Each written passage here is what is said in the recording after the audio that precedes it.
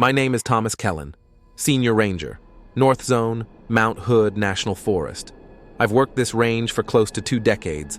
I've tracked bears, tagged cougars, pulled bodies from ravines, and I've seen the forest at its worst during lightning storms, blizzards, wildfire season. But never like this. I'm speaking now because someone has to. Because too many of us, rangers, locals, hunters, we've been told to keep quiet.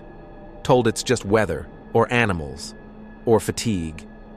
But you can't explain what we've been finding lately. Not with science, not with experience, and not with anything I was trained for.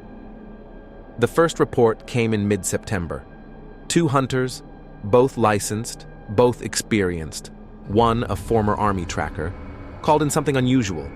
They didn't want to give details over the radio. They didn't want dispatch involved. They asked for me, specifically, told me to come alone. They met me near an old Forest Service access road off Lolo Pass. Their truck was pulled deep into the brush, parked like they were hiding. One of them, Derek, he looked like he hadn't slept in days. The other one, Rich, barely spoke. They led me out, flashlights low, no talking. About 300 yards into a clearing I thought I knew like the back of my hand. And that's when I saw it. A rib cage, full-grown deer, lying on its side in a bed of moss. The bones were bone white, stripped bare. No meat, no hide, no blood, no sign of trauma, no tooth marks, no bullet holes, no scavenging. It hadn't been torn apart. It had been separated. The spine was still intact, each vertebra lined perfectly. The ribs fanned outward, like fingers curled around an invisible center. Everything was placed, meticulously, like someone laid it down bone by bone. But there were no tools, no footprints, no tracks, just cold. At first I said what I'd say to anyone, probably a mountain lion. Maybe even a human kill someone cleaned up later. But Rich just shook his head. He pointed to the tree line. That's when I saw the pile. Antlers, at least 10. Different sizes, different shapes. All shed, all bleached. Arranged vertically like a spine made out of horns. No skulls, just points, jutting upward in a spiral. I didn't say anything. I just took a photo and backed off. But it was what I heard next that's kept me up ever since. Derek leaned in, whispered it, like it was a confession. We saw something watching us. It didn't run. It didn't blink. It just stood there, all black. No eyes, no breath. I asked where it went. He said it didn't, it just stopped being there. That should have been the end. I should have chalked it up to stress, nerves, maybe a prank. But then the next call came in. This time, a trail runner found bones stacked across a switchback. A full skeleton, raccoon or possum, each bone laid out in sequence, spine coiled like a question mark, skull staring back at the trail. Then a backpacker, same pattern, different zone. A bird skeleton draped over their tent, neck extended, wings folded. No meat, just bone. The ranger who responded said the hiker was sobbing when he arrived, said something had circled their camp the night before. No sound, no wind, just movement. And still no tracks, no predators, no explanations. I started going through our old reports, incidents that got marked as inconclusive. I found 14 since 2004, all described in vague terms. All ended the same way. Animal remains found, no sign of struggle, no wildlife interaction, case closed. But you start seeing the patterns. You start noticing the locations. All of them within 8 miles of each other. All of them within the same elevation band. And most chilling of all, every single one reported a silence before discovery. No birds, no insects, just silence. That's not normal. Even when cougars are around, the forest doesn't just go dead, it adapts, shifts. But this is like something turns the whole mountain off. I reached out to a retired Forest Service biologist, guy who did moss surveys back in the 90s. He told me something strange. Said there was an area, deep up near Cathedral Ridge, where even the lichen grew in patterns. Circular, nested, repeating. He said one summer they found elk bones standing upright, spine driven into the soil like a stake. And then he told me something I'll never forget. We were told to stop recording those findings, told it wasn't our job to make people scared of the forest. But what scares me isn't just the bones. It's the way the animals go missing. You don't find blood, you don't find drag marks, you don't find fight, you find nothing. And then, when it wants to, you find the remains, arranged. I filed reports, I sent photos. They didn't get logged. I called the state biologist. He said, if you want to keep your job, stop sending those. That was when I realized this wasn't just rare. It was being kept quiet. So I started documenting everything myself, mapping locations, recording audio. And when I went back to the clearing with the deer ribcage, I left a trail cam, motion activated, silent. It recorded for 6 days, then it just died. The last frame it caught, barely visible in thermal, was a silhouette, 8 feet tall, no heat signature, no eyes. I haven't shown that clip to anyone, until now. If you're listening to this, if you've been near Mount Hood, if you've found bones arranged in ways they shouldn't be, you're not alone. And if this is your first time here, you will tell the stories no one else will. Stories rangers aren't supposed to talk about. Stories that keep getting buried and keep coming back. This isn't the last chapter, it's just the first. The hunters aren't imagining things. Something is leaving bones in Mount Hood, and it wants you to see them.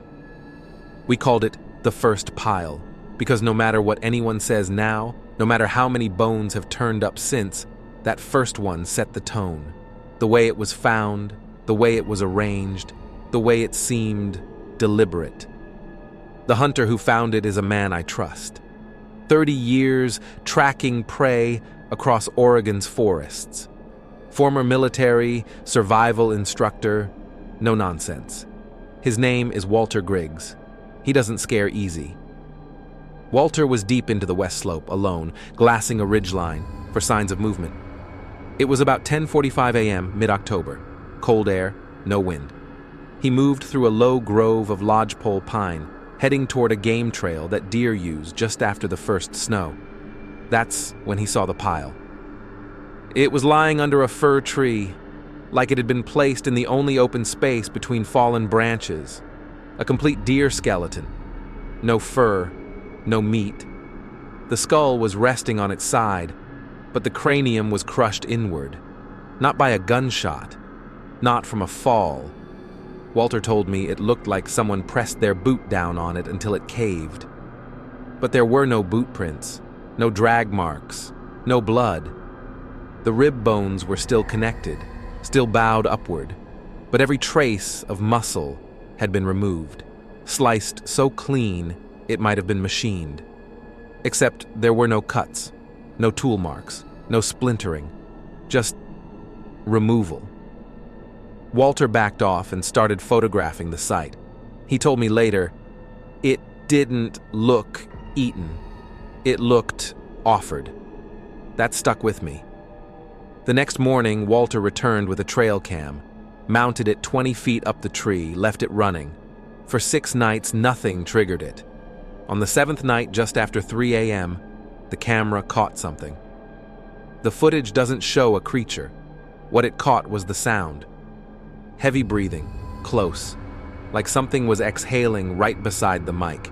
But there were no branches moving, no heat signature, just breathe, then stillness.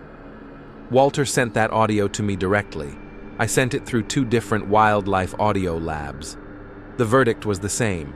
Unknown origin, not deer, not elk, not cougar, possibly non-animal.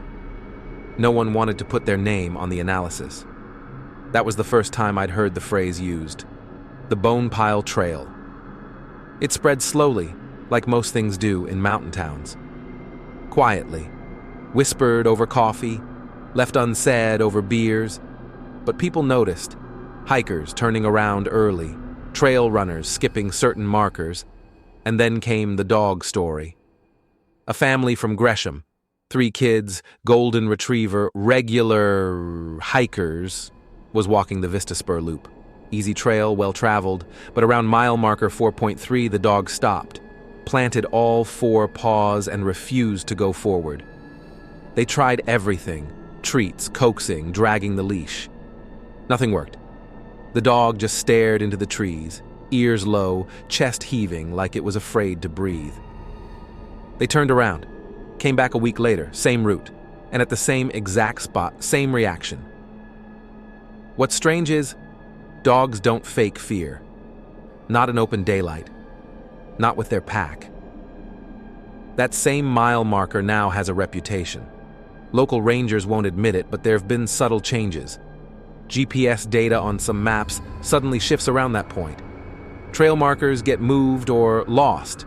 Emergency crews avoid using it as a waypoint. The terrain there? Not difficult, but something is making animals refuse to pass through. And we haven't even gotten to what the locals started calling the signal trees. Several tall conifers, mostly Douglas fir, found snapped clean halfway up, not rotted, not storm damaged, broken with force, and every time near a pile of bones. The trees aren't bent. They're folded inward.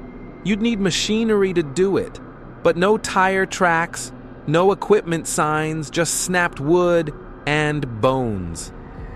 Walter went back a 3rd time, this time with a different trail cam, infrared, sound triggered. He placed it near one of the trees where a 2nd pile had appeared. On the 3rd night, something tripped the mic. The audio starts quiet, normal forest ambience, then breath again. But this time it's faster, closer, like something circling, then a crunch, not twigs. Bone. The next morning, the camera was gone, bracket still on the tree, screws bent, camera housing missing, not chewed, not torn off, unscrewed. Walter never went back. We logged it, marked it, cataloged it, but nothing stuck. The story kept slipping through the cracks. The pile was there, and then it wasn't. The trees were broken, and then standing. The footage was captured, and then corrupted. But the bones kept showing up. People like to say forests are indifferent, that nature doesn't care about our patterns or fears. But I don't buy that anymore. Whatever this thing is, it isn't acting like a predator. It isn't acting like prey. It's acting like it's leaving a message in bones. And if we don't figure it out soon, we're going to run out of warnings. We didn't notice it at first, not in the way you notice a predator, not with claw marks or prints in the snow. It crept in quieter than that.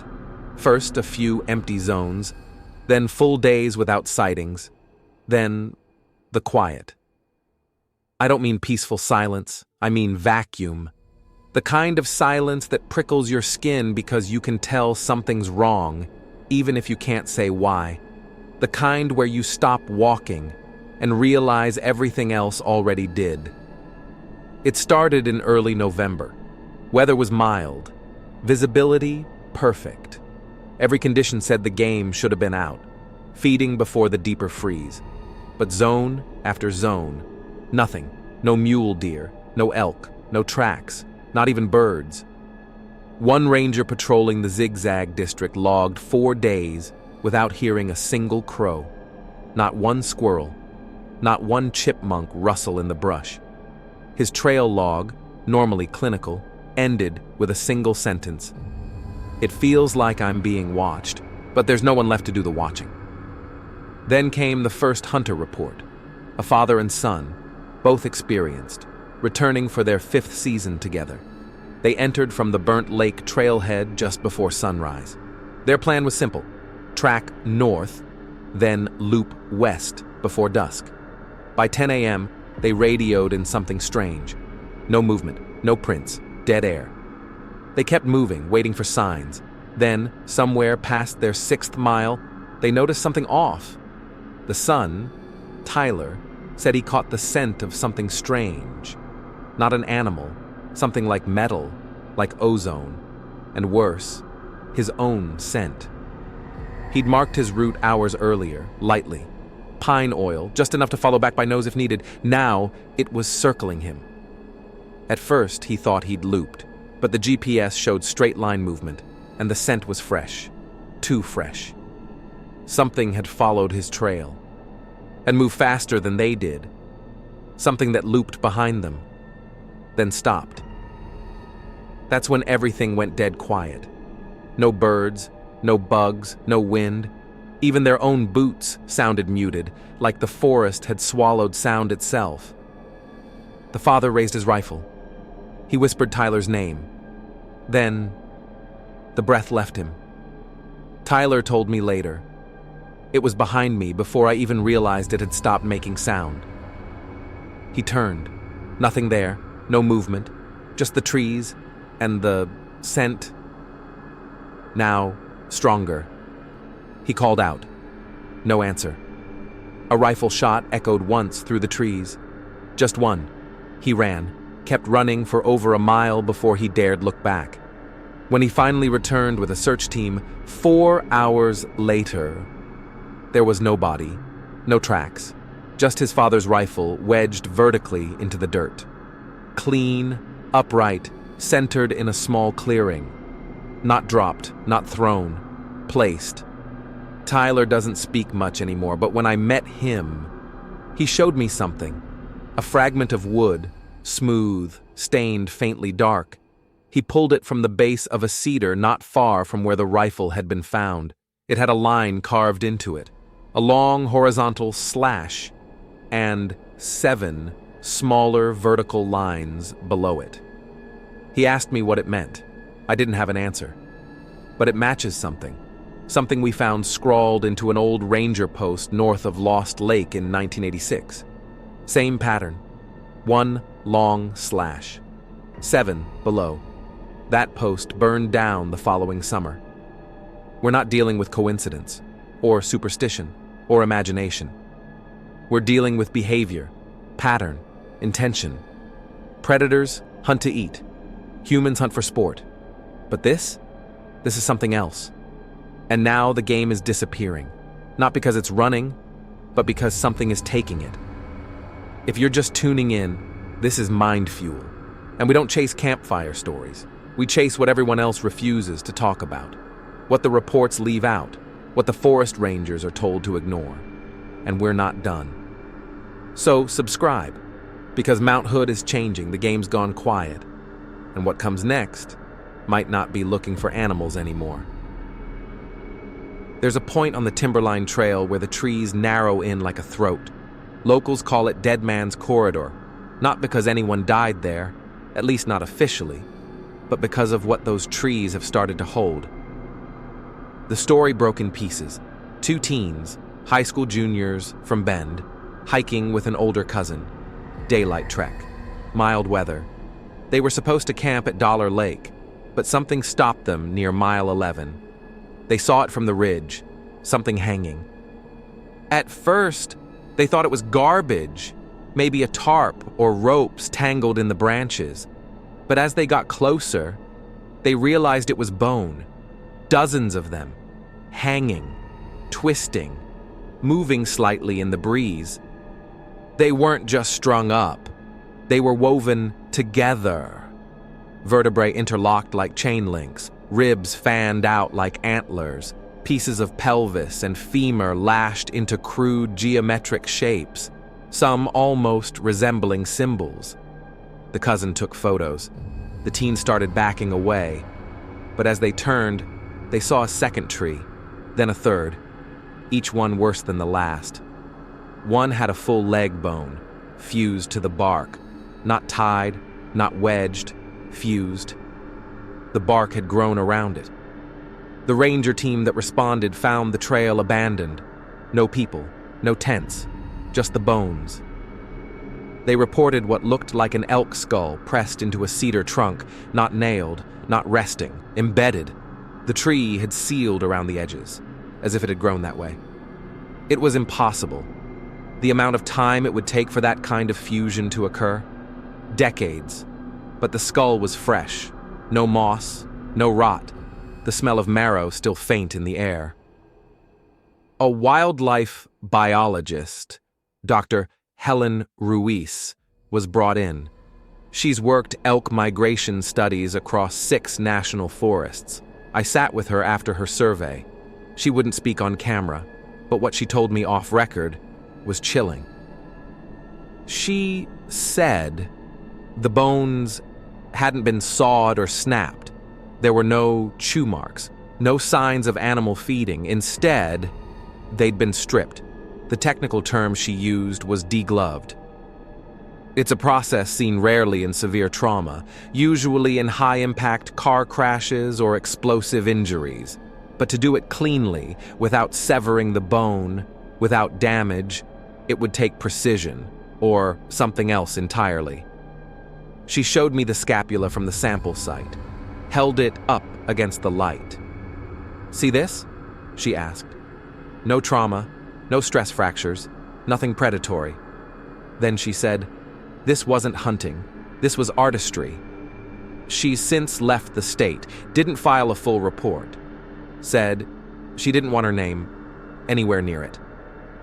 Back in town, word spread quickly, and like most stories in the shadows of Mount Hood, it evolved. Some say it's a scavenger with a purpose, something that kills, not to eat, but to send a message. Others believe it's marking territory, like the skulls left by wolves, like the piles left by crows. But this isn't instinct, it's display. I heard from a man who's lived near the base of the mountain for over 40 years. Former logger, known for being blunt. He told me he once saw a tree with eyes, not real ones, but sockets dug deep into the bark, lined with bone fragments. He wouldn't show me where. Said the last person he took there started having dreams. Said they never hiked again. Even some rangers are starting to talk, quietly, off the record, saying they've seen things on night patrol, motion where there shouldn't be, shapes in thermal cams that blink out before stepping into view, but no heat signature, no trail. And always, bones, hung where no person could reach, draped like ornaments on trees that don't grow that way. Whatever this is, it's watching, it's arranging, it's designing. And every new display is more elaborate than the last. If this is your first time watching, this is MindFuel. We don't sugarcoat, we don't sanitize, and we don't turn away when the evidence gets uncomfortable. Subscribe now, because these forests aren't done revealing their secrets, not by a long shot. Mount Hood has become something else. The game is gone, the bones are rising, and whatever's behind it doesn't want to be hidden anymore. Campgrounds don't vanish. Not in a national forest watched by satellites, scouted by drones, logged daily by rangers. And yet, over the course of 3 months, 5 documented campsites inside Mount Hood disappeared. Not just abandoned, erased. It started small. 2 hunters from Eugene reported something odd near the Clear Lake trailhead. A tent, zipped halfway open, a campfire still warm, metal utensils on a tree stump, food still hot. But no people. No bags, no tracks leaving the site, no blood, no distress, just absence. They waited, walked a perimeter, called out. Nothing. One of them noticed something strange in the ash near the fire, a stick figure, drawn in what looked like bone fragments. Not random, deliberate. They called the ranger station, reported a possible emergency. By the time rangers arrived 90 minutes later, the site was gone. Tent, gone. Ashes, cold, bone markings, swept clean. Even the fork left on the stump missing. It was as if the forest had taken a breath and exhaled the camp away. Weeks later, another report came in. A solo hiker found what he described as a campsite abandoned mid-meal. 2 chairs, one tipped over, a fresh pot of stew still warm, a bow resting against a log, and a drag trail, subtle, leading 5 feet into the trees. Then, nothing. The report included a quote, a voice, trembling over a satellite phone. "We found a bough, fresh boot prints, and blood, but no sign of the man." No known predator moves like this. None clean a campsite. None extinguish fires. None reset the forest. And then came the story that changed everything. A hunter named Eli Carver, 48, married, experienced, disappeared on November 9th. He'd been tracking elk through Burnt Ridge alone, carried radio, rifle, sat beacon, logged 3 check-ins that morning. Then nothing. No emergency signal, no last coordinates, just static. Search and rescue launched a sweep, helicopters, dogs. They found his scent, found boot prints, then the trail stopped, like he'd been lifted off the forest floor. 4 days passed. On the 5th morning, at exactly 6:14 a.m., a ranger spotted movement along the White River Basin. It was Eli. He was barefoot, naked, skin scraped, covered in cold dirt, and walking toward the ranger with both hands raised like a man in a trance. He wouldn't answer questions, wouldn't respond to his name, but after being taken in, wrapped in blankets and rehydrated, he said one thing, just one. "It watches from below." Then he closed his eyes, refused to speak again. Doctors called it dissociation, stress response, but what haunts the crew is what was found days later, upstream from where Eli emerged. A footprint, twice the length of Eli's. No tread, no claws, just 5 long toes, and a pressure pattern that sank deeper than human weight should allow. The soil? Undisturbed elsewhere, but that one step, like a reminder. And one more thing. Just yards from where Eli came out of the woods, a tree with a perfect circle of bark peeled from its base. No cut marks, no scorch, just removed, like something brushed its hand across it and took the surface. Theories spiraled. Underground predator, spiritual manifestation, government project gone wrong. But the one that keeps coming back, the one the locals whisper now at bars, hardware stores, bait shops, isn't a what. It's a who. Or something once like us. Something that doesn't eat, doesn't hoard, doesn't attack for defense or hunger. It simply takes. And when it does, it leaves no trace. Just silence. And sometimes, if you're unlucky, one final set of prints leading toward your tent, and never away. This is MindFuel, and what we're documenting isn't local myth. It's happening. People are vanishing. Campsites are dissolving. And no one is warning the public. Subscribe now. Not because it's entertaining, but because the forest is changing. And next time, it might be your tent that goes quiet.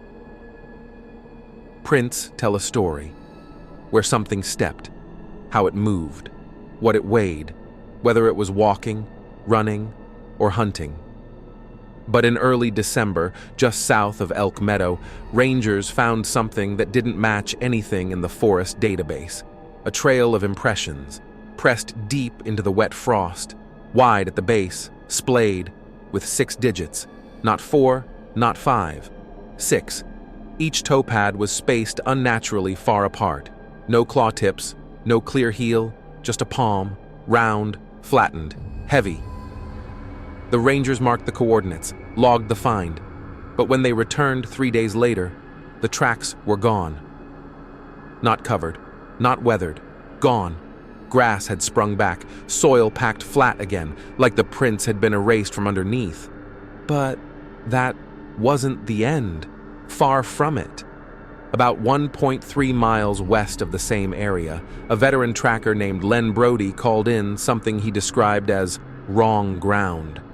He wasn't talking about footprints, he was talking about the earth itself. It was disturbed, flattened, but only in a tight column, maybe 12 inches wide. running straight for over 30 feet, like something had dragged itself through. Not with limbs, not slithered, pulled. The groove was clean, no tail movement, no side-winding pattern, just a singular indentation in the moss, unbroken, deliberate, and ending in a dense wall of brush where nothing had exited. No animal makes a path like that, not on this mountain, not with that control. Len followed the track, recorded everything. But what he heard next made him stop cold. A noise, repetitive, close, like something tapping, bone on bone. He described it as clicking, but not wood, not branches knocking, more delicate, like two vertebrae clinking together over and over. He scanned with his thermal monocular, nothing. He called out once, still nothing. Then he turned back, toward his ATV. But his boot slipped.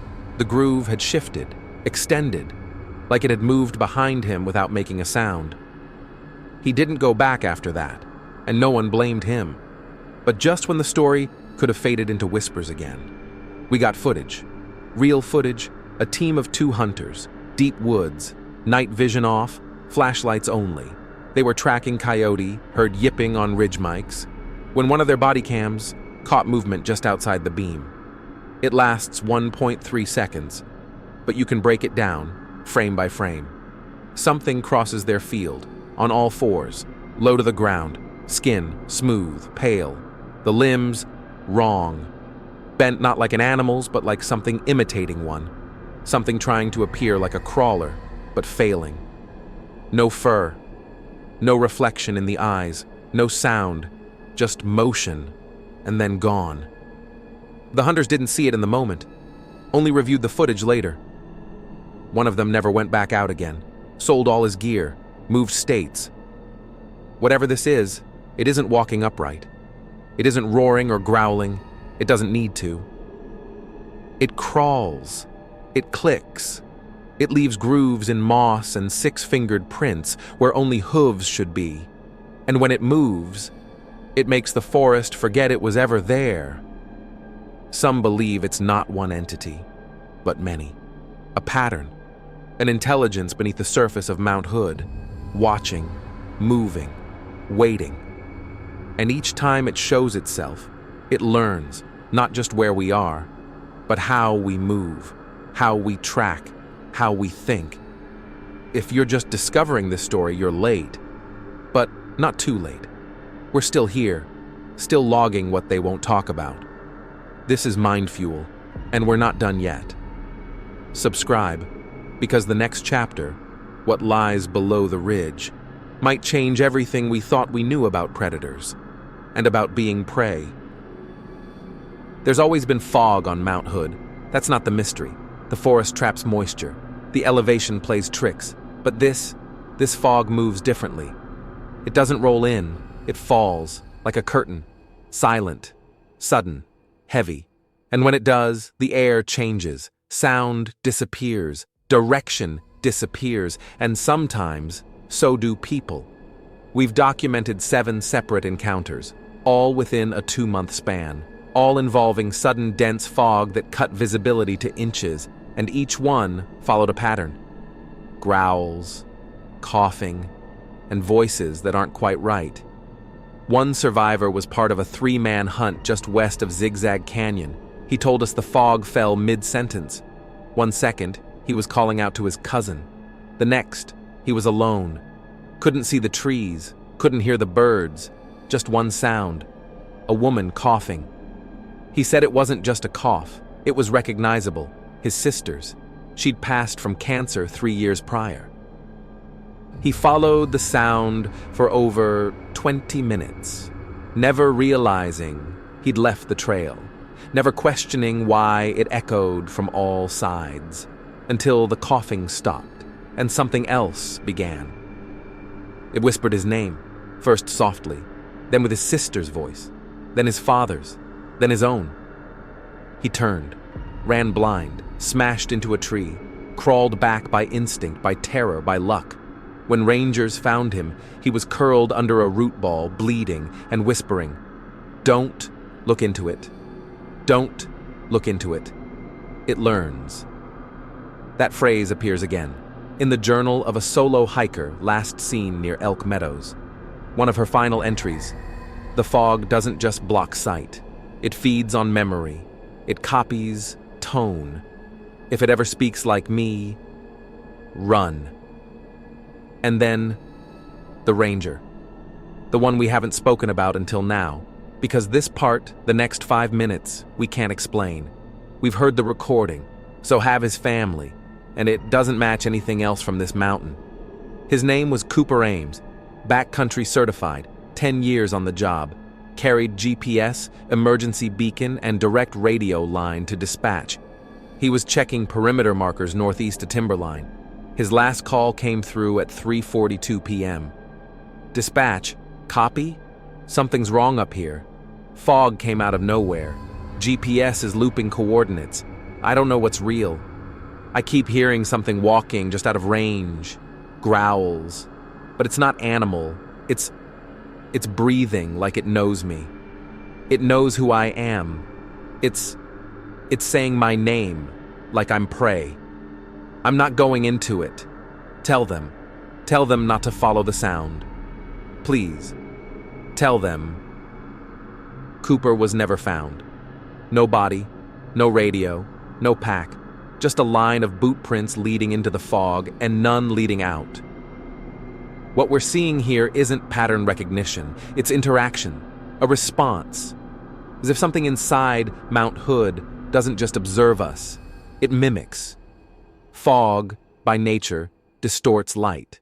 But this fog, it distorts identity. It studies, adapts, and when it finally speaks, it doesn't roar. It speaks back with your own voice. This is MindFuel. We follow what others won't, and what's happening on Mount Hood now is spreading. The fog is not just weather, it's a threshold, a veil. And if you ever find yourself inside it, don't answer when it calls your name. Subscribe now, because the final chapter is coming, and what was once hunting elk now walks upright. There's a section of Mount Hood the maps don't name, a ridge with no clear trailhead, no official markers, just a faded, rusted sign nailed to a tree. Area closed, no public access, U.S. Forest Service. No records, no explanation. Just the phrase repeated in 4 languages. And no fence. Locals call it the kill ground. Not openly, but if you've spent enough time near Hood River, near the Timberline lodges, near the ranger stations when the doors are shut, you've heard whispers. 2 bow hunters, Joel Redding and Marcus Ray, decided to enter that area just after 9:30 p.m., November 28th. The official story? Elk sign? The truth? They wanted answers. They had night vision, trail mics, a thermal drone, and body cams. And what they found was beyond any hunt. Roughly 1.6 miles in, they saw it. A pile. No, not a pile. A monument. Bone stacked upon bone, climbing 6 feet high and 12 wide. Bear skulls, elk spines, coyote jaws, and at the center, human remains, a full pelvis, a shattered femur, vertebrae marked with something sharp, like glyphs, like a language that didn't belong. Marcus stepped closer. Joel whispered something into the cam. We enhanced the audio. Then, movement, not on the ground, in the trees. They turned their lights upward, and there it was, hunched, pale skin, joints too long, no fur, just bare, raw muscle, stretched tight across its frame. But the worst part? The mask, a face not its own, something placed over its real head, a bone mask, not carved, not fitted, worn, with eye sockets hollowed, and behind them, twin eyes like mirrors, reflective, wide, empty. It didn't roar, didn't charge, it just moved. Joel ran. The footage shows him falling backward, Cam dropping at an angle. Then Marcus turns, raising his bow. but he's yanked off frame mid-shout. The sound that follows is not just screaming, it's tearing, followed by bone on rock, followed by silence. When they recovered the cam 2 days later, it was wedged inside the remains of a hollowed elk carcass. Still recording. Battery drained dry. Joel was never found. Marcus was recovered 12 miles south. Alive. Blood loss. Exposure. No memory past the second scream. But on his shirt, pressed into the dried blood, were streaks. 7 vertical lines. And 1 horizontal slash across the middle. Just like the wood carving found weeks earlier. This wasn't a myth. Wasn't hallucination. The kill ground is real. And something is building a message in bone and silence. Whatever it is, it doesn't kill to survive. It kills to remind, to arrange, to catalog, and it's not finished. This is MindFuel, and now you've seen what they won't put in the reports, what they bury beneath search logs and missing persons lists, what the forest doesn't want us to find, but we will. Subscribe, because next time, it won't be a hunter with a cam. It might be you. And when that fog falls, when those prints appear, when the clicking starts, remember, it already knows your name. After the events on the kill ground, official response was swift and quiet. Several access trails were closed indefinitely. Signs appeared overnight. Restricted area. No trespassing. No explanation beyond the usual vague warnings about wildlife hazards. But the forest itself seemed to hold its breath. The usual sounds, the rustle of branches, the call of owls, the hum of insects, fell silent, like the mountain was waiting. We reached out to survivors. Some agreed to talk, off the record, their faces shadowed, voices low. One, a former hunter who narrowly escaped, left us with this warning. If you see bones, don't stop, don't look, and whatever you do, don't follow the trail they leave. It's advice we all should heed. Because in the deep woods of Mount Hood, where the trees have stories older than our history, there is something watching. Something that doesn't want to be found, but will not let you leave untouched. The woods are not empty. They're just quiet. Quiet when something's watching. This is MindFuel. Thank you for joining us on this journey into the shadows of Mount Hood. If you want to uncover more truths that others won't tell, subscribe and stay with us. Because the forest is alive with secrets, and we'll keep listening.